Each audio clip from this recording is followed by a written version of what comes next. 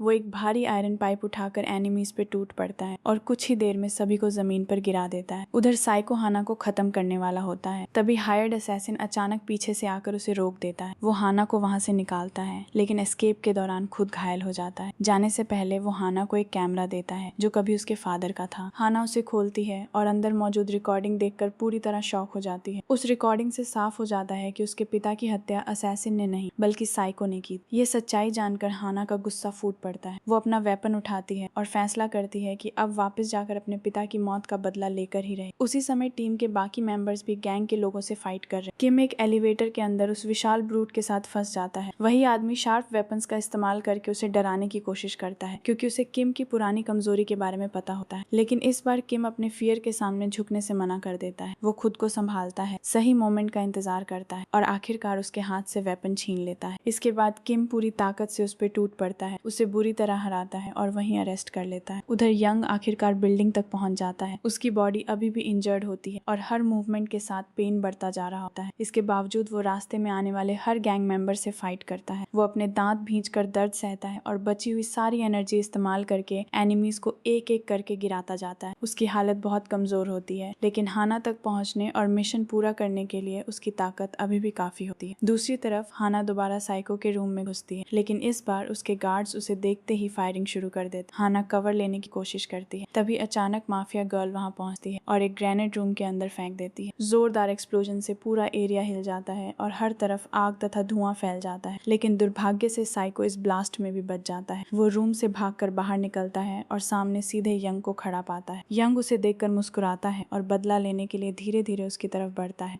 उसे लगता है कि आखिरकार साइको उसके हाथ आ गया है, लेकिन तभी माफिया गर्ल दोबारा हमला करती है और एक दूसरा बॉम्ब उनकी तरफ फेंक देती है। यंग तुरंत हाना को पकड़ता है और उसे लेकर सेफ कवर के पीछे छिप जाता है। एक्सप्लोजन फिर पूरे एरिया को हिला देता है, लेकिन हैरानी की बात ये होती है कि साइको एक बार फिर जिंदा बच जाता है। जब धुआं कम होता है तो यंग और पूरी टीम उसे ढूंढना शुरू कर, लेकिन वो वहां से गायब हो चुका होता है। कुछ देर बाद उन्हें एक सीक्रेट टनल मिलता है। टीम समझ जाती है कि साइको उसी रास्ते से भाग गया। सभी लोग निराश होते हैं, क्योंकि इतना करीब आने के बाद भी वो उनके हाथ से निकल गया। लेकिन इस बार एक बड़ा फर्क होता है। साइको की पूरी सच्चाई पब्लिक के सामने आ चुकी होती है। अब पूरा शहर उसके क्राइम्स जानता है और पुलिस ऑफिशियली उसका पीछा कर रही होती है। मिशन के बाद यंग हाना के साथ रुकने का फैसला करता है। वो उसके हाथों पे लगी चोटों को साफ करता है और धीरे धीरे मेडिसिन लगाता है। दोनों पहली बार लंबे समय बाद अकेले होते हैं। यंग उसके थोड़ा और करीब आने की कोशिश करता है, लेकिन ठीक उसी समय हाना की माँ अचानक घर आ जाती है। यंग घबराकर तुरंत पीछे हटता है और बिना कोई आवाज किए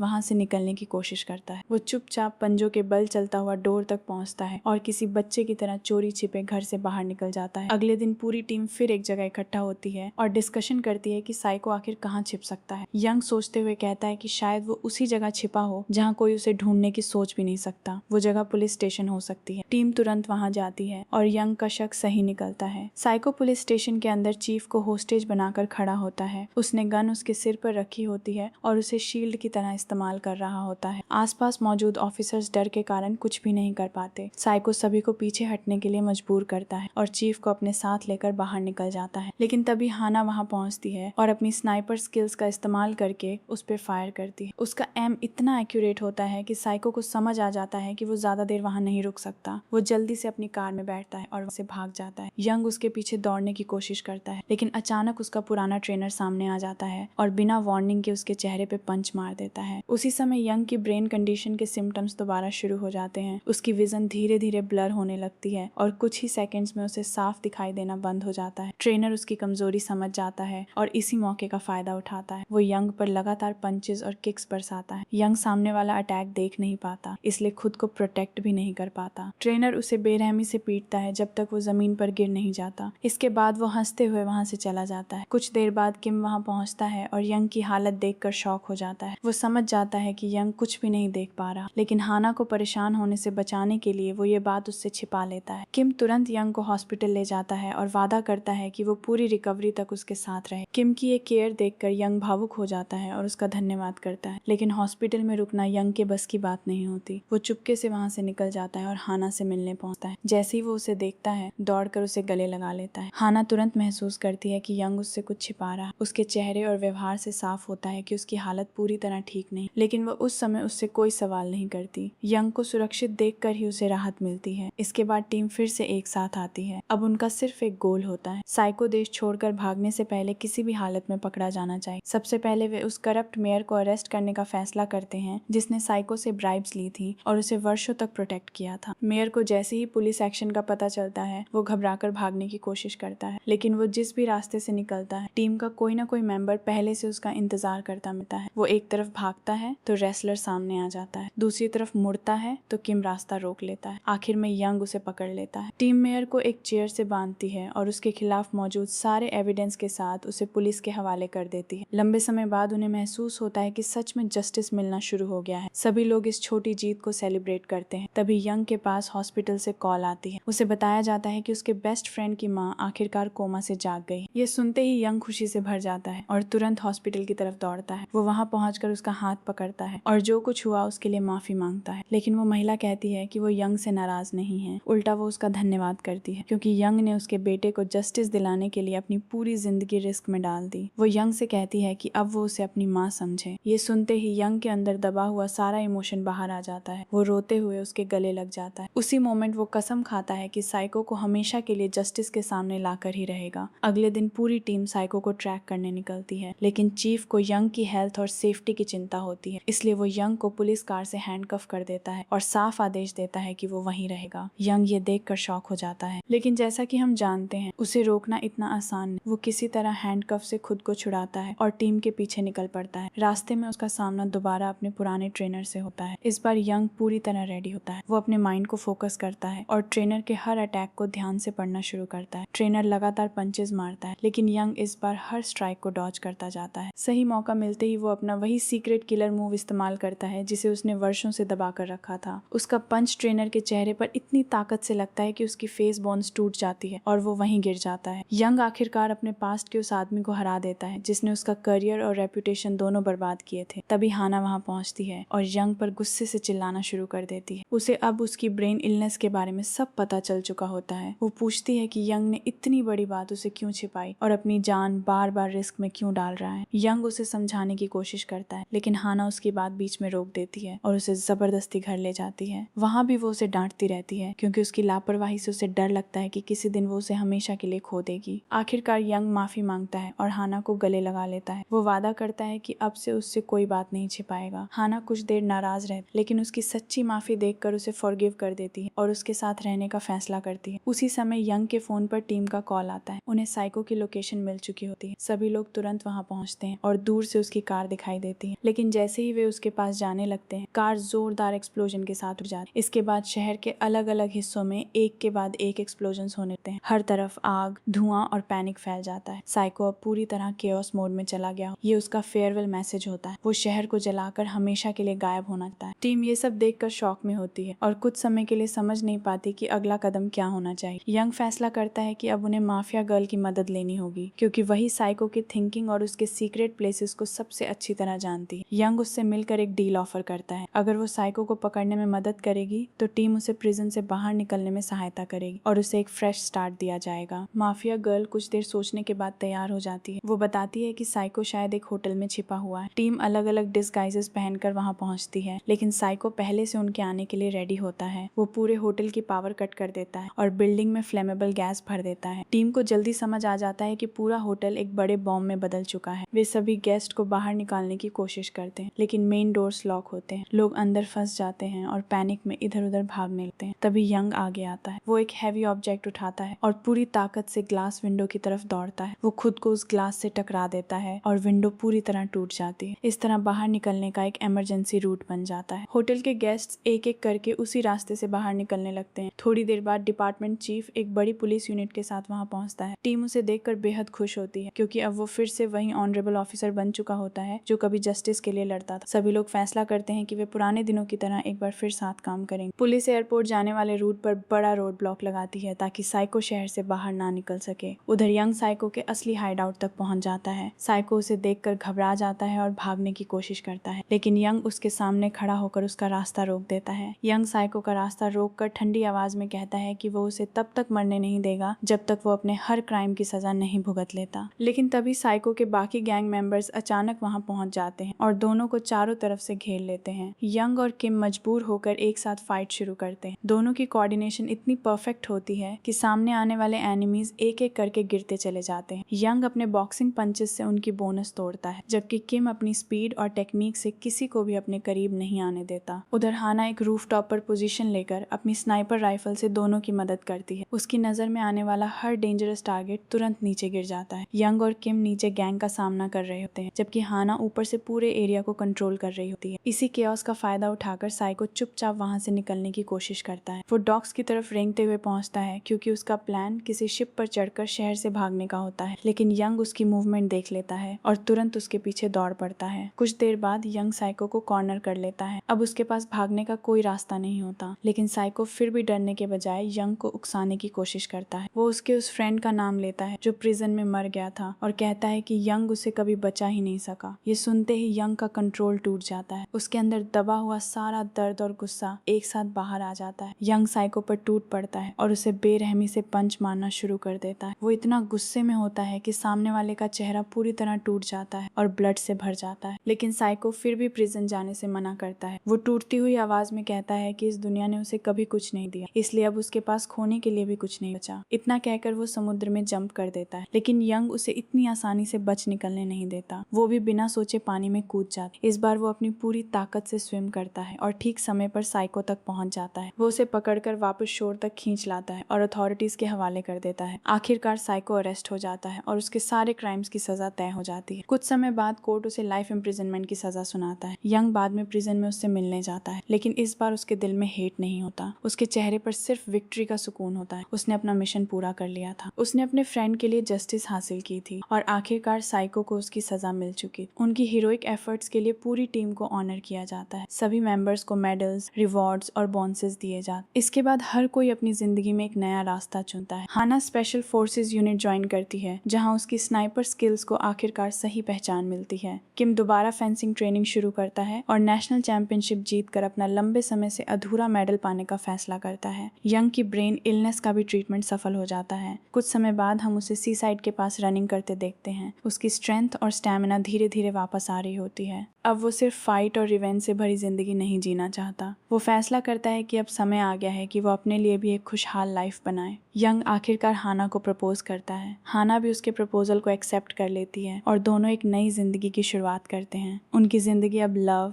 लाफ्टर और पीस से भर जाती है। दोनों मजाक में ये भी ड्रीम करते हैं कि एक दिन वे अपने छोटे छोटे चैंपियंस की फैमिली बनाएंगे। और इसी के साथ यंग और उसकी टीम की ये थ्रिलिंग और इमोशनल जर्नी खत्म हो जाती है। एक ऐसी कहानी जहां फॉर्मर एथलीट्स ने सिर्फ अपने पास्ट से नहीं, बल्कि करप्शन, क्राइम और अपने अंदर के फियर से भी फाइट की। आखिर में हर किसी को उसका जस्टिस, उसका ड्रीम और उसका नया स्टार्ट मिल जाता है। अगर आपको ये ड्रामा एक्सप्लेनेशन पसंद आया हो तो प्लीज़ लाइक, शेयर और सब्सक्राइब करना मत भूलिए, ताकि आपको ऐसी ही और भी अमेजिंग स्टोरीज मिलती रहें। और नोटिफिकेशन बेल को ज़रूर ऑन कर लें ताकि कोई भी नया वीडियो आपसे मिस ना हो। Thanks for watching.